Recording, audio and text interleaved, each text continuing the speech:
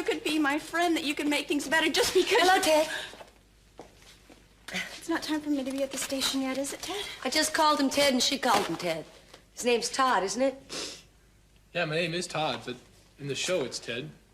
Oh, shit! Oh, they want to kill me. They want to shoot me in the butt. Oh, shit. Oh, shit.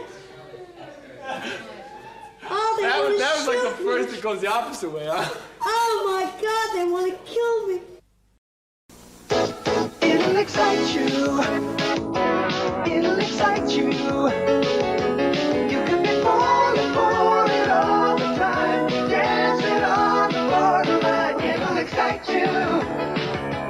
Santa Barbara. It'll excite you weekdays. It'll excite you. Now, why can't you at least stay here till you find another job? Hey, you're going to be late for your first day of work, Ted. But what is this rush all of a sudden? I have to do it this way. Hey, listen, if you care about me as much as you say you do, then you'll trust me and you won't start a fight.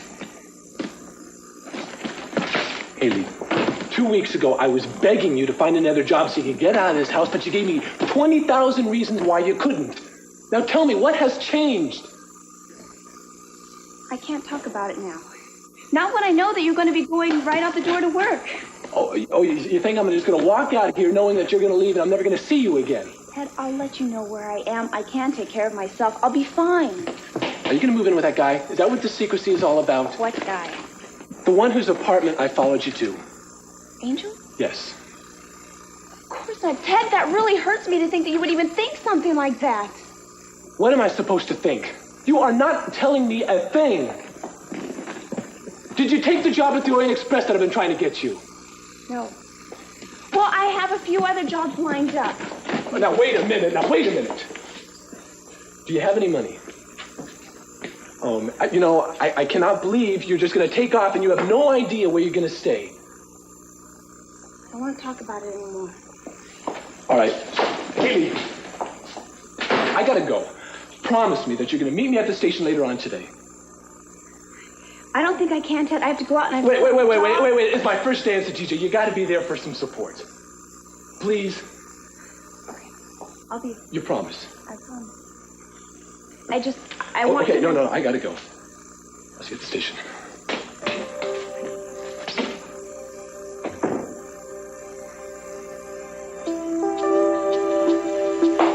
Damn it, C.C. Capwell. Were you listening? He fired you, didn't he? Why, that... He didn't fire me. I quit. Quit? Why? I don't have to answer to you anymore, Gina. I don't want you in my life ever again. Haley. I mean it. Why are you talking to me like this? I've never done anything bad to you. You wouldn't even know Ted Capwell if it weren't for me. And because of you, I'm terrified every day that he's going to find out you're my aunt. Haley, he doesn't have to find out anything. Why won't you give me a chance? Now that Cece isn't going to testify against me, and Kirk isn't running my life anymore, I can start all over again. You and I can become closer than ever. After all, you're my brother's little girl, and I do love you. So give me a chance to prove to you I'm not the awful person Kirk made me out to be. I can't believe anything you tell me anymore, Gina. Don't say that. I know what you are now.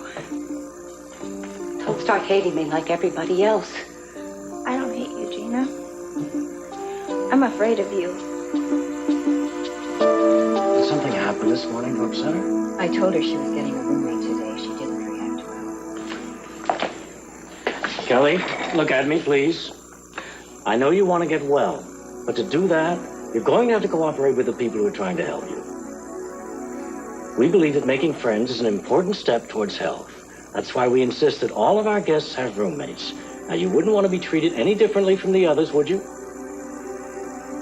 Another step that's essential for you to regain your health is to take your medication. You do want to get well, don't you, Kelly?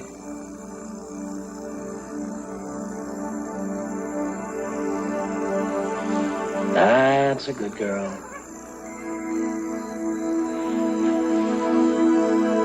Now, why don't you rest?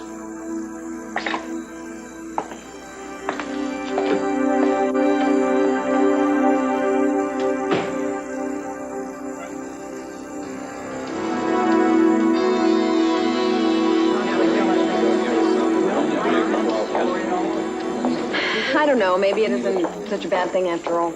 What isn't? Maybe he lost the fight to ban the video during the trial. Mason's half in love with his own eloquence. Maybe if he gets carried away and overdoes it in front of the jury, he'll turn them off altogether. I can't believe I'm in this courtroom right now on trial for Madeline's murder.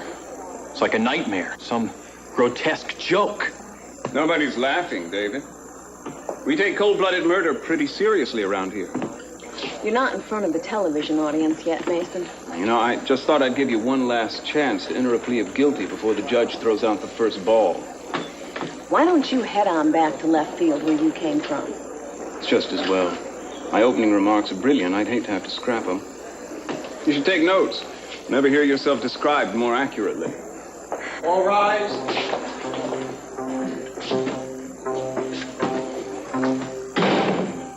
The Superior Court of the State of California, in and for the City and County of Santa Barbara, is now in session. The people of the State of California plaintiff versus David Nelson Laurent defendant. Action number 48788. David Nelson Laurent is accused by the people by this information of a crime of felony committed at I can't go in that courtroom with the man who killed my sister, Pearl. I'm afraid of him. willfully and with Laurent can't hurt you. Pearl, what if he's found innocent somehow? I'm afraid of what he might do to me.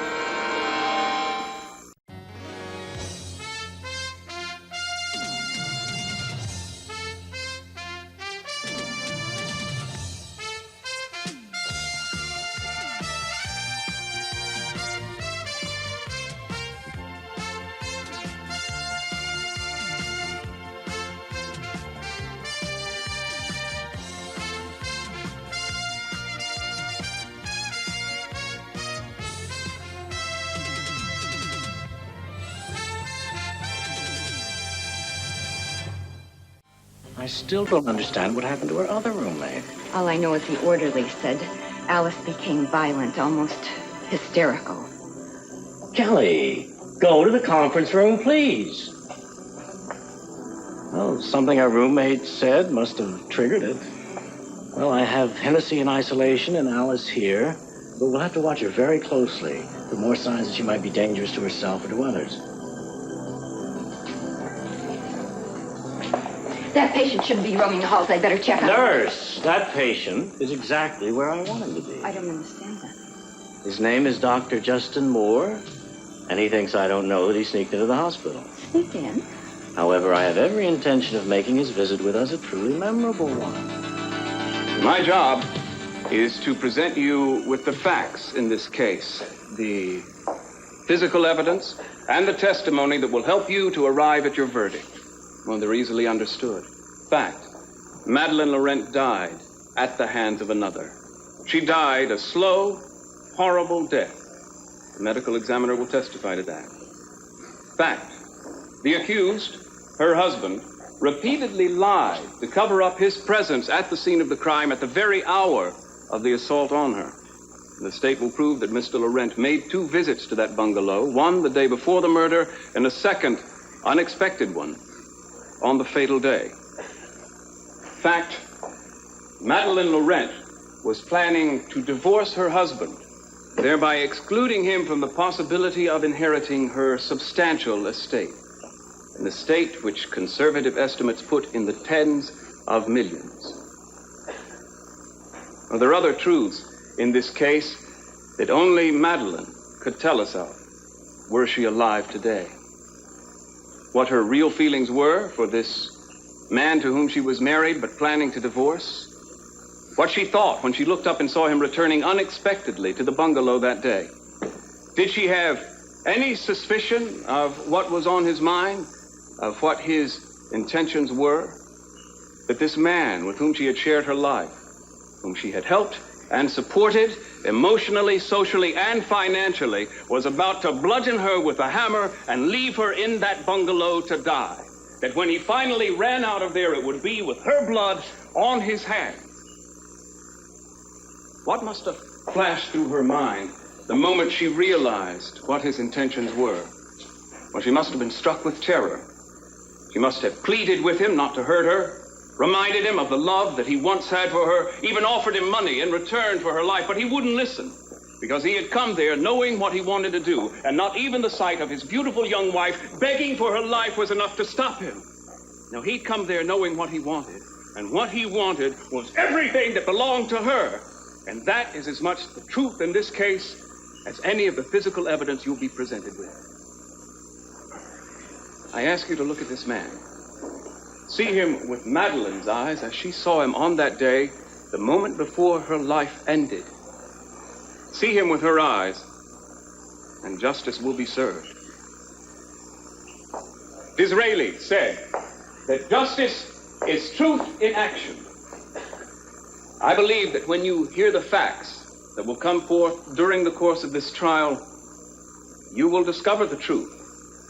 And that will lead you to decide beyond a reasonable doubt and to a moral certainty that David Laurent is guilty of murder in the first degree. Thank you for your attention.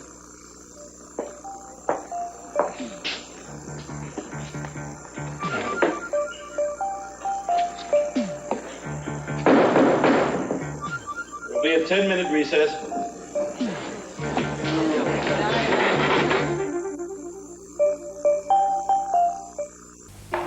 Hey, nothing about the case, huh? Oh, boy, you really look tired. Why don't you try to take a nappy? I can't take a nap right now. Pearl, I keep having these really bad dreams about David and Madeline. I keep seeing David in the bungalow with the hammer. Pearl, I'm scared. Hey, repeat after me. My main man, Pearl, has never led me astray. When he says that he's gonna look out for me and make sure that no harm ever comes to me, I know he ain't just whistling Dixie through his head. Now, press the rewind and let's hear it back again. I can't remember it word for word. Well, the essence will do. Well, I know that I never have to worry about anything because you'll always be there to help me. You got it. Now don't let go of it. Thanks, Pearl. Unfortunately, I gotta let go of you and wend my way back to the courthouse. All right, if you must. Don't want to, but I must. Try to get some rest. And, no more bad dreams. That's in order.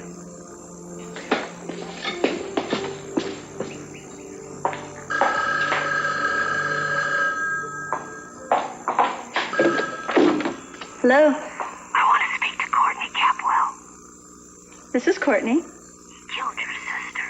He wanted the money. Who is this? David? Did David? If you want to know who he was planning to spend it on, go to the Claymont Arms Hotel, room 314.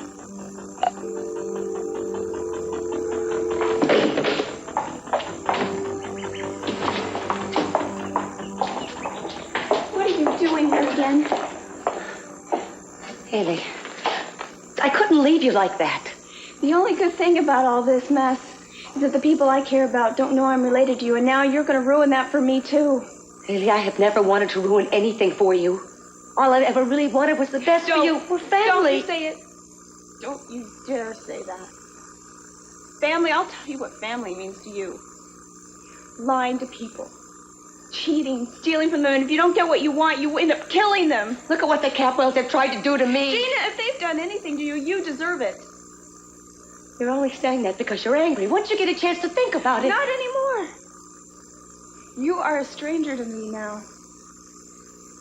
I am so sorry I came to Santa Barbara, and I feel foolish to think that you could be my friend and help me just because you're... Hello, Ted. Ted, is it time for me to be at the studio? No, not at all. I just had to come back and pick up my clipboard. What the heck are you doing here, Gina? I just came by to see how poor Kelly was doing, and Miss Benson wasn't able to tell me very much. She couldn't help me. I don't think anybody can help you. And this family business, Gina, is none of your business anymore, so I think it's best you leave right now. Ed, I'm surprised at you. I can't believe you couldn't find it in your heart to be more charitable with me. Right? But I just want you to know one thing. I'm not the same person that did all those terrible things to you and caused your family so much pain. I've changed. Well, I'm glad for your sake. Now, please leave. All right. I'm going. I understand. Bye.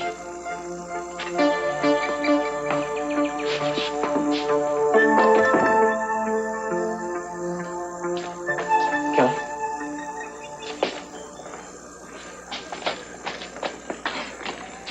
Do you know me? I'm not sure. Maybe. Give it time, it'll come back. Your pupils aren't dilated. Did you take your medication today? Good for you, you're learning to beat the system. How do you feel? I don't like it here.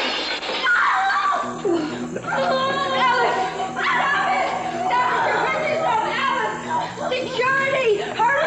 Emergency! It's Alice! I have to get Dr. Rollins, get her under control, put her in restraints and into isolation. Kelly, I can't stay here. I can't let Rawlings see me. We'll have to talk a little bit later. Kelly, go to the art room and wait there until someone comes for you. Alice, give me that fork. Alice, we're not going to hurt you. This is going to make you feel better. We're going to help you, Alice.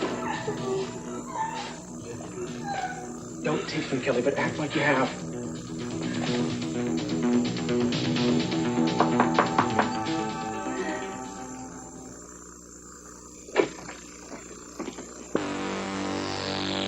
You're Sheila Carlisle? That's right. What can I do for you? Then Madeline was right all along about you and David. Who the hell are you? I'm Madeline's sister.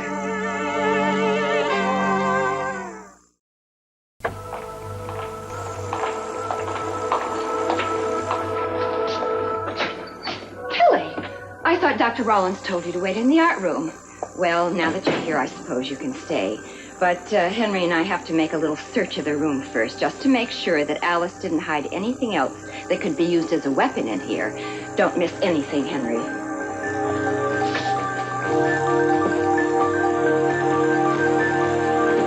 Facts and truth. The prosecution bends and twists those words for his own purposes. He seems to think that an emotional appeal to get you to identify with the victim will somehow close your mind to the real lack of evidence against the defendant, David Laurent.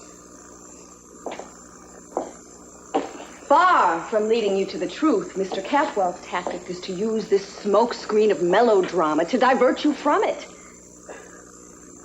I'm sorry, but I refuse to preside over this melodrama. This is going to be a reasoned trial.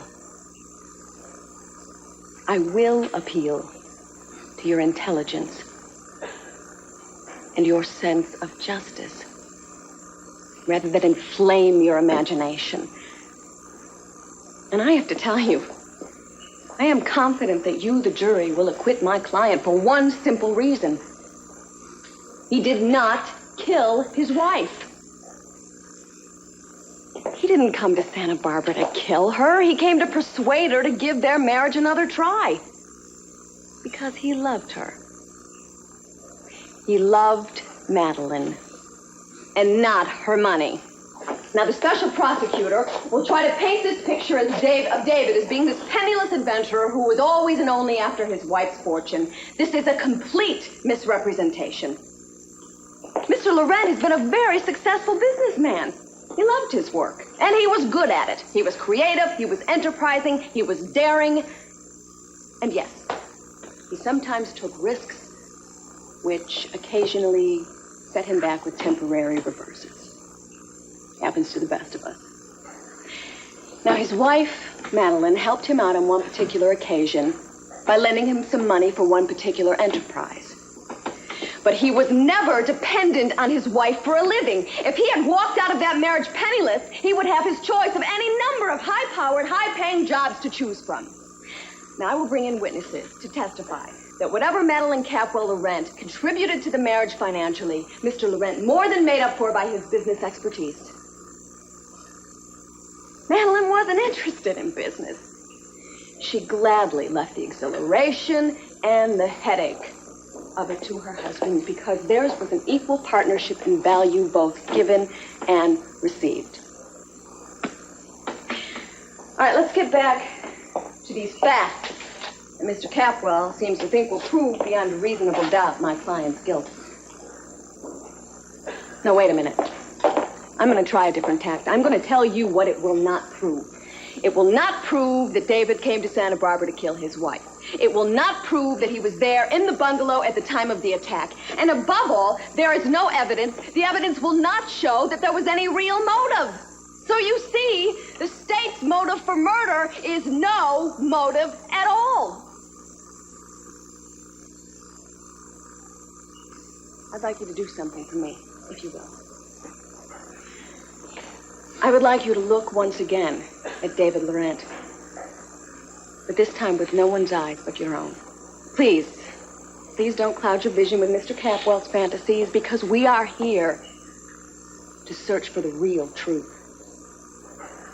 And the real truth can only be assessed by the actual evidence, or the lack of in this particular case. Madeline was indeed a tragic victim. But the man that you're looking at is a victim, too. Not only has he suffered the loss of his wife, but he's suffered the pain of being accused of her death. He has an added burden. He's been cast out of a family that he's recently been made part of. You see, the Capwells have turned on David.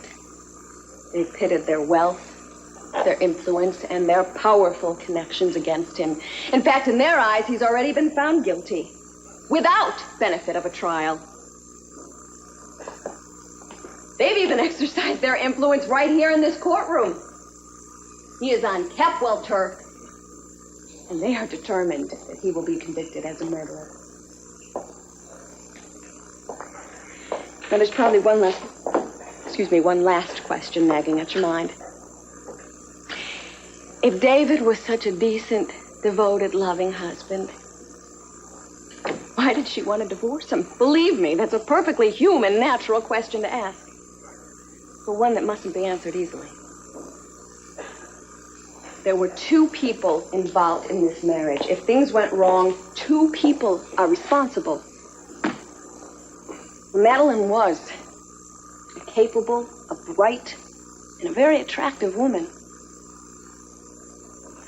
But she was also a complex, difficult, and by all accounts, a controversial character. Many, many people had a negative reaction to Madeline. In fact, she made many enemies. I intend to prove that someone else besides her husband could have killed Madeline. I will indeed prove that someone else had the means, the motive, and the opportunity to kill her. Now, you alone can bring that person to justice. But first, justice needs to be done right here in this courtroom. Now, you can't bring Madeline back to life. And you certainly can't compensate her husband his loss and his pain. But you can restore to an innocent man just some measure of a human, normal life. You can bring him justice by bringing in a verdict of not guilty. Thank you.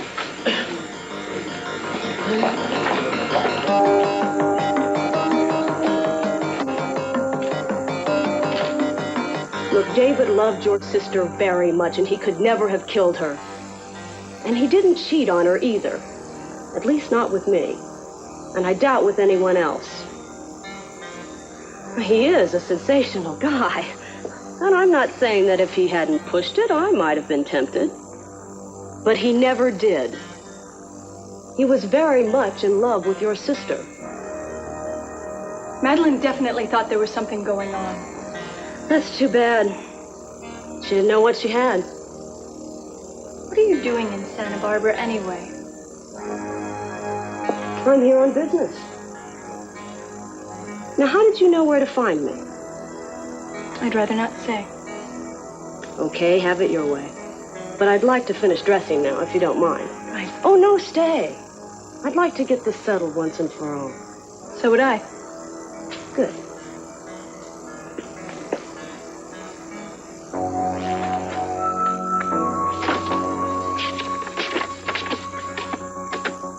Dearest David, you'll have to burn this letter after you read it, but I had to write it. You don't know how lonely it's been without you. I miss your arms around me at night and the way you kiss me awake in the morning.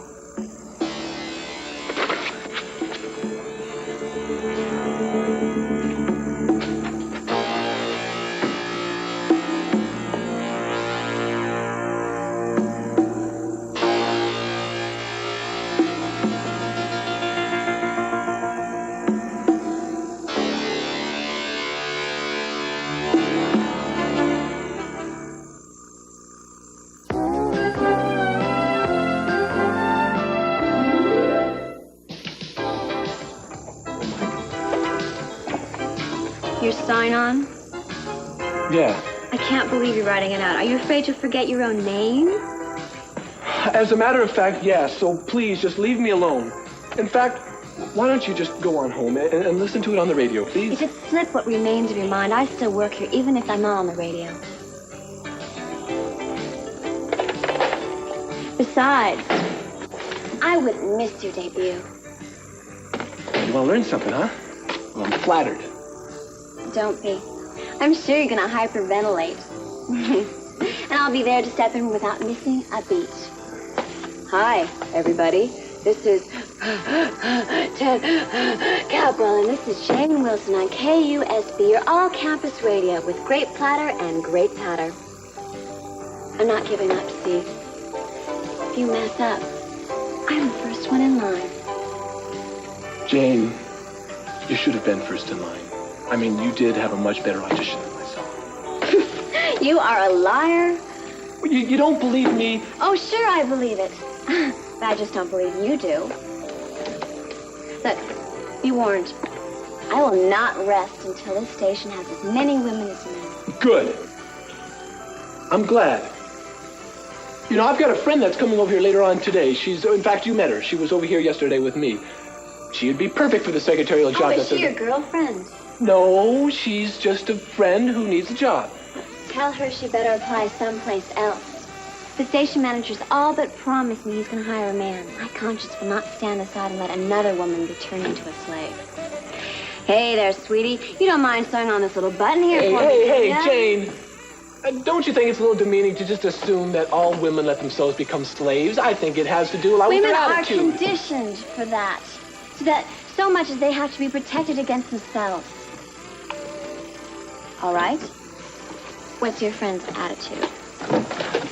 Well, she's not what you would call aggressive, that's for sure. She's actually kind of shy. But she doesn't let anybody push her around. She's got a lot of spirit. What's she do? Is she a student? No, not now. Does she have any training or experience in secretarial work? No, not exactly. But she's got her own job. In an office? A store? No. She's new in town, so she had to take the first possible job. What exactly does she do? The housekeeper.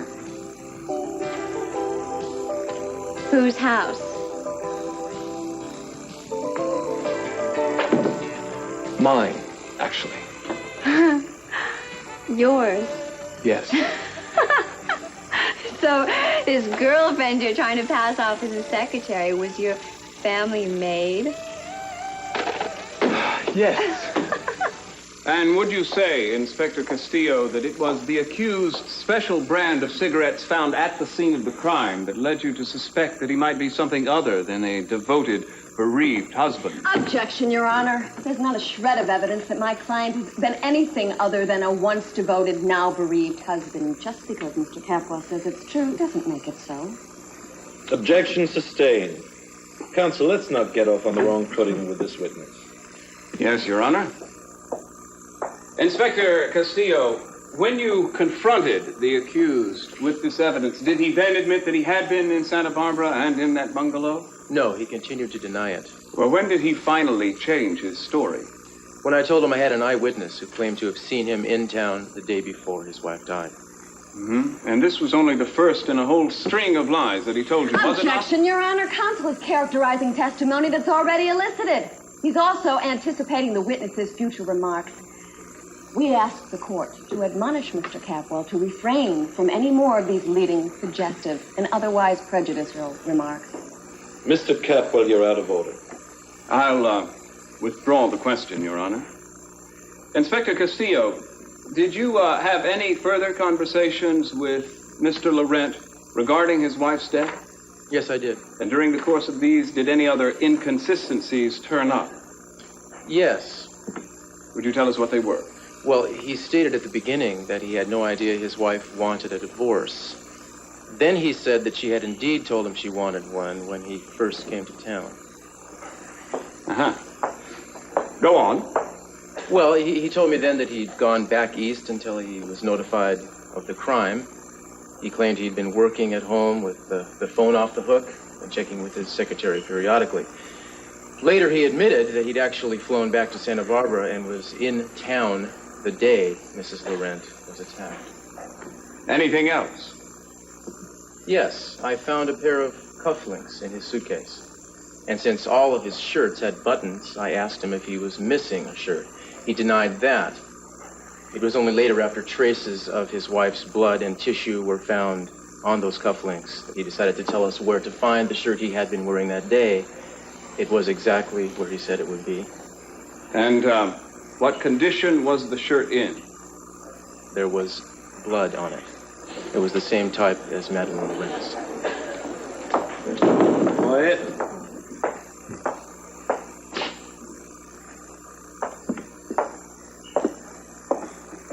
Is this the shirt and cufflinks that you found? Yes. Your Honor, I would like to submit this as Exhibits 13 and 14, respectively. Inspector Castillo, did David Laurent tell you why there was blood on his shirt? Well, he told me he'd found his wife lying on the floor, bleeding, that he tried to revive her, that he believed she was dead, and then he ran out. Mm-hmm. Well, at least the part about running out can be substantiated. I will produce an eyewitness who will testify that he saw the accused fleeing the scene of the crime only moments after the medical examiner estimates that Madeline suffered brain damage. I object to the use of the word fleeing. The prosecutor is again coloring the evidence in advance of the jury hearing it. Also, the medical examiner only estimated the time of the attack. So for the counsel to say that my client left moments after is once again misleading and once again prejudicial. Mr. Capwell, you're out of order. I apologize, Your Honor. I'll refrain from discussing my eyewitness until after I've called him to the stand. One last question, Inspector Castillo. In your professional opinion, were David Laurent's actions those of a guilty man? Come on. Objection. Now, I've warned you, Mr. Capwell. I'm sorry, Your Honor. It won't happen again. I have no further questions for this witness. Your examination, Miss Wainwright.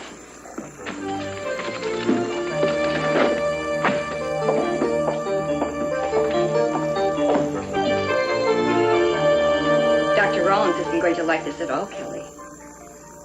Do you have to tell me? Tell me what? What's going on? We found these while we were going through the room. Kelly had hidden it. No wonder. Kelly, I am very disappointed in you. I'd hoped that I'd gotten through to you in our private session, but obviously I didn't. And that's a shame, because I was just coming to tell you that you have a visitor. But I'm afraid that privilege will not be allowed you now. Oh, no. I want to see my visitor, please. I might consider it, but only if you agree to take your medication. All right, I'll take it. Give it to me. No. I'm afraid I can't trust you with pills. I'm going to have to give you a shot. Nurse, go to the waiting room and bring Miss Capwell's visitor here. Of course, Doctor. This isn't going to hurt, so relax. It's going to make you feel better. I promise. Much less anxious. Well, I'm sure it's going to be good to see a familiar face, and perhaps this visitor will be able to reach you, although your father and the others who've come to see you haven't fared so well. Please come in now. Kelly can see you, Mrs. Capwell.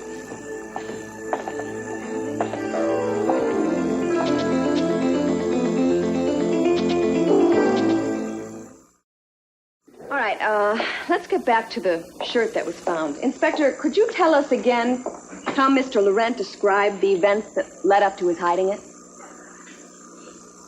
He said he found his wife laying on the floor, blood all around her. That he tried to help her, but he couldn't.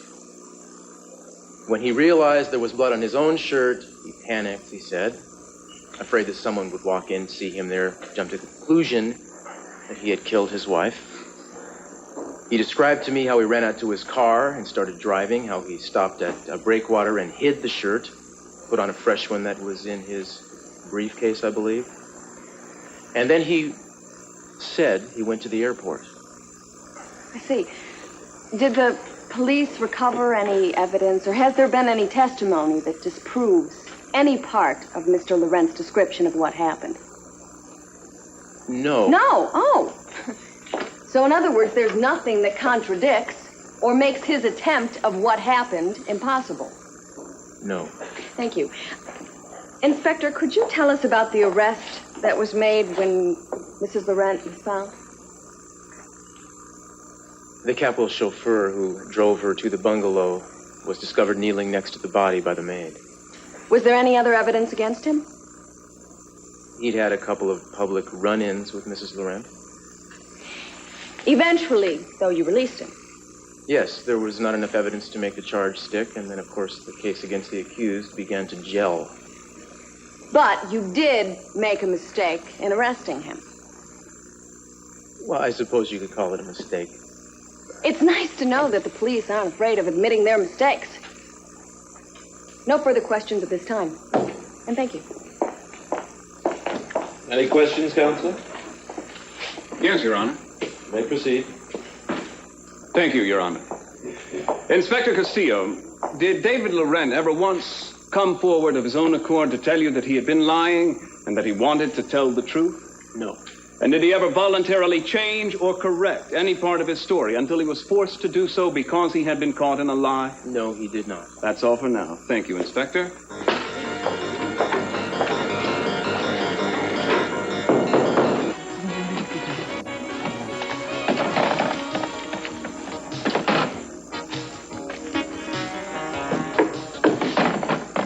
Any complaining phone calls yet, dear? I wouldn't know. Your friend's here. Haley? Where's she? She was looking a little helpless, so the station manager took her in hand. He's giving her the grand tour. Now, you know all the places in the station that are considered no man's land. The Xerox room, the coffee machine, the file cabinet. Wait. Are you saying she got the job at... Ask for yourself. Guys, guess what? I walked in, station manager came up to me and asked me if I wanted a job. Oh, fantastic. Oh, hey, what's going on here? I didn't even ask how you doing. Well, could be worse. Listen, we'll talk a little later, okay? Okay. Right now I have to go learn how to make coffee. Yeah. Oh, are you Jane? The station manager said that you could help me. You can wait for me in the main office. I'll be there in a minute. Sure. Bye. Bye. This is a red letter day for you, Mr. Capwell. You're doing my job, and now you have your own personal maid. Congratulations. Jane, come on, she's Look, not if you're my... really worried about complaint calls, you better pay attention to your work. Song's over. Oh, my gosh. Oh, I could probably figure this out myself, but I thought I'd let you help me. You'll have a long wait. I don't do coffee. I'm sorry, I don't thought... type, answer phones, give back rubs, or sew on buttons. You, on the other hand, look to me like someone who does all of the above. Did I say something to offend you? you? Might as well know right out that I was against hiring you. I wanted a man for the job. Oh. Well, I hope we can be friends anyway. It's not likely. My friends are liberated. That's one of the many things Ted Capel and I don't have in common.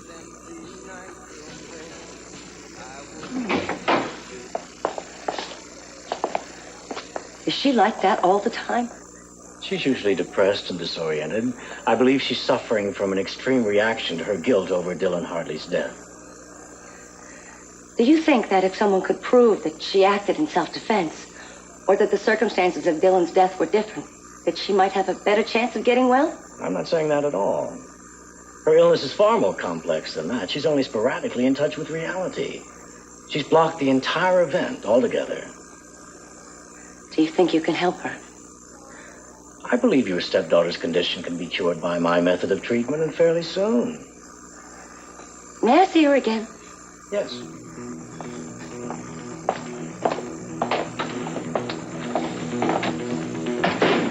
Kelly? Do you recognize me yet? It's me, Gina. Take a long, hard look at me, Kelly. The last time you saw me, we were in the Capwell Hotel together. Do you remember Dylan or the gun? I picked up the gun off the hotel room floor, and then I lost it when I crashed Eden's car. You probably don't even know anything about that. Anyway, I went back and I found it. Nobody else knows I have it. Do you remember anything at all about that night?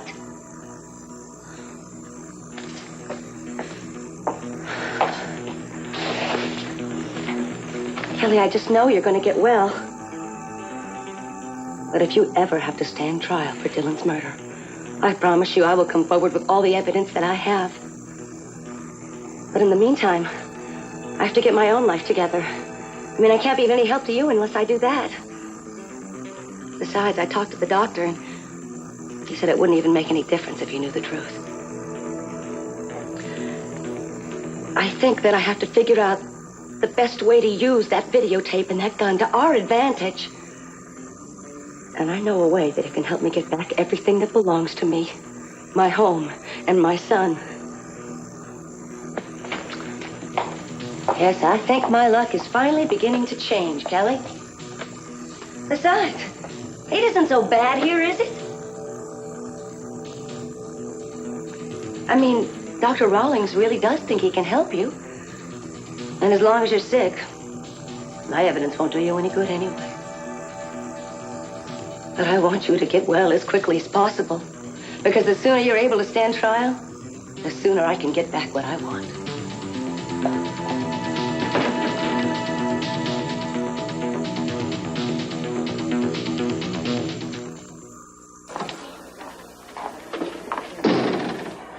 Here to gloat, Courtney? To watch me being railroaded by your illustrious family?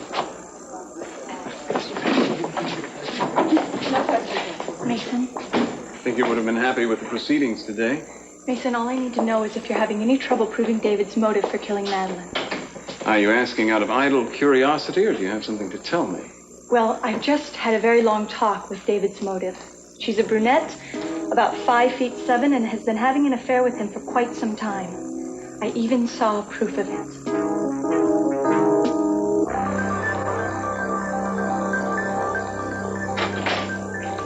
Hasn't been easy getting in and out of here. The traffic's been kind of heavy. Kelly? Hey, if you're faking it like I told you to, you can take a little break now. You know, we're alone. Kelly? Oh, no. Did you take the drugs after all? Damn it! Don't slip away, please. Hey, it's me, Justin. Fight to stay here with me, Kelly. You have to fight to stay here. We have to work out some kind of strategy. Otherwise, they're going to put you away here forever. Oh, Kelly.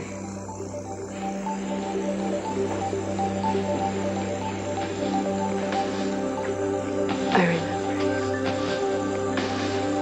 Sure you do. But do you remember me from out in the hallway earlier or outside? No, Kelly, stay here with me. Oh, this isn't gonna work. There has to be some way for me to get you out of here.